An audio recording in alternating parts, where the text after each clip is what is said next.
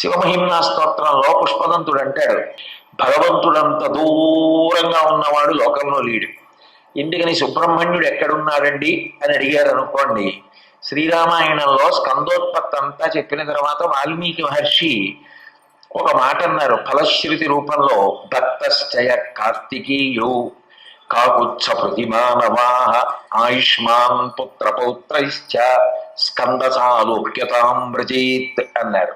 ఎవరైతే స్కందుని యందు ఈ లోకంలో భక్తితో ప్రవర్తిస్తూ ఉంటారో వాళ్ళందరూ కూడా పుత్రుల్ని పౌత్రుల్ని చూసి చిట్ట చివర స్కందలోకాన్ని పొందుతారు అన్నారు. స్కందలోకము అనేటప్పటికీ సుబ్రహ్మణ్య లోకం అని ఒక లోకం ఉందని, దానికి కూడా స్కంద శబ్దంతో స్కంద సాలోక్యతాం వ్రజేత్, స్కందలోకం అని ఒకటి ఉన్నది అనేటప్పటికీ అదేదో ఇక్కడి నుంచి చాలా దూరంగా ఉంటుంది. కాబట్టి భగవంతుడు ఎంత దూరంగా ఉన్నాడు అంటే చాలా దూరంగా ఉన్నాడు. అంత దూరంగా ఉన్నవాడికి మనం చేసే ఉపాసన వినపడుతుందా అంటే ఆయనంత దగ్గరగా ఉన్నవాడు కూడా లేడు. అంత దగ్గరగా ఉన్నవాడు ఆయనే. ఎందుకంటే ఆయనకి గుహ అని ఒక నామం, గుహుడు. గుహ అంటే ఆత్మగుహ యందు ఇక్కడే ఉన్నాడు.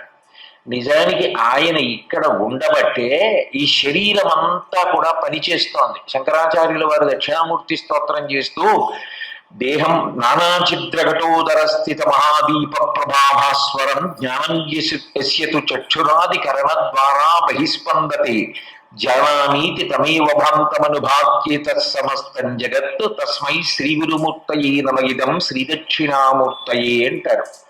ఒక కొండకి 9 కన్నాలు పెట్టి దీపం మీద బోర్డిస్తే ఆ దీపం యొక్క కాంతి 9 కన్నాలలోంచి బయటికి వచ్చినట్లుగా లోపల ఉన్నటువంటి ఆత్మస్వరూపుడైన ఆ సుబ్రహ్మణ్యేశ్వర స్వామి వారి యొక్క అనుగ్రహ విశేషం, ఆ చైతన్యం ఇంద్రియములన్నిటి మీద ప్రసరిస్తే కన్ను చూస్తోంది, ముక్కు వాసన చెప్తోంది, చెవి శబ్దాన్ని వింటోంది, చర్మం స్పర్శని చెప్తోంది, ముక్కు వాసన చెప్తోంది.